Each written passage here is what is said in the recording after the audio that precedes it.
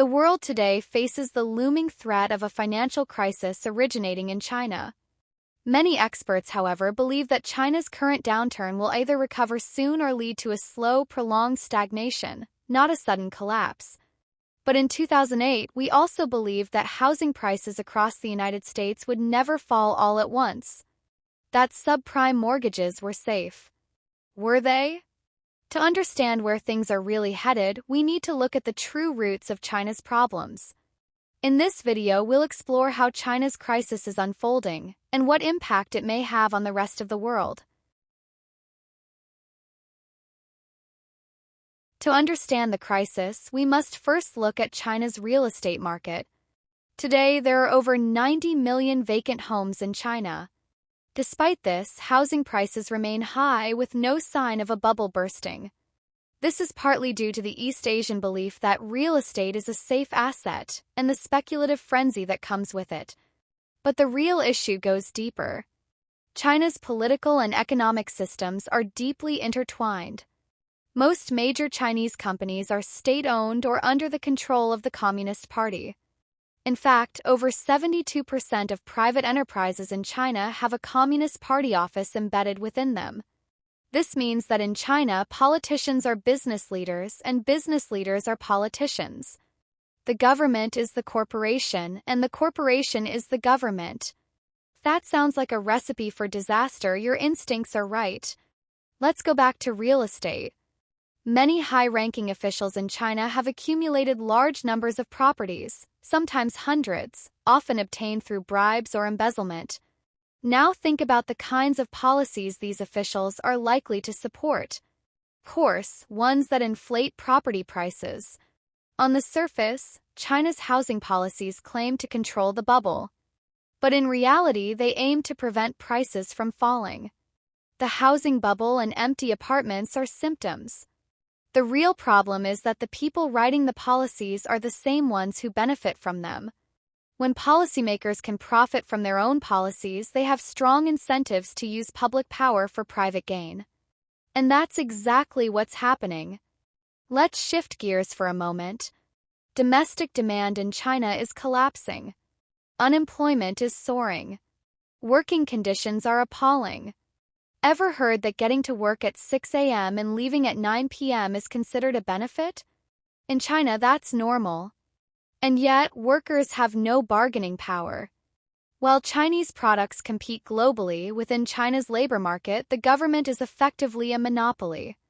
For Chinese workers, the employer is a single state that makes the laws and sets the rules. That's why unemployment remains so high.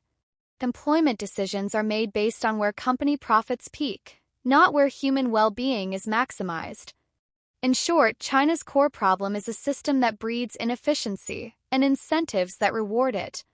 By harming those excluded from power, politicians are enriching themselves. As a result, China now faces a perfect storm. Shrinking demand, massive local government debt, corporate debt, a real estate bubble, and declining investment both domestically and abroad. To address the root of the crisis, China would need to separate politics from the economy. But in today's China, that's not possible. Some argue that China's strong central control will prevent a full-blown crisis.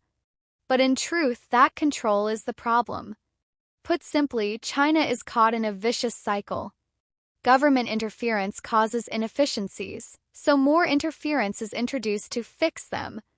The deeper the involvement, the deeper the crisis becomes. This is the illusion of control. 'Cause the only real way to manage an economy is not to control it. Unless the market fails, government involvement tends to make things worse. The accumulation of inefficiency is exactly what we see in China today. Capital is fleeing to places the government cannot reach, like overseas markets, cryptocurrencies, and gold. Chinese buyers continue to drive real estate prices worldwide. Outwardly, it may seem like the government still has everything under control. But as we've said, intervening to solve problems is itself the problem. The only thing holding the system together is the public's belief in the government's control. The moment that belief fades, everything could begin to unravel. Until recently, the world worried about inflation. But today, the real threat is deflation. Global debt has reached unprecedented levels, and consumers are losing the ability to spend. We've kept the economy going by taking on more debt instead of paying it back, but eventually we reach a limit, and that's when things have to stop. Chinese products, cheap and high quality, are overwhelming competitors. Goods that can't find buyers in China are flooding into global markets. So what can other countries do? In truth, nothing. Modern fiscal policies are designed to handle domestic problems, not global ones. They can't stop oil prices from soaring. They can't stop imported goods from getting cheaper. China's crisis is likely to bring about global deflation, decline in US dollar bonds, sharp drops in gold and crypto prices, and deep economic restructuring. In particular, the fall in dollar bond prices could trigger interest rate hikes, leading to greater deflation and a deterioration in corporate earnings.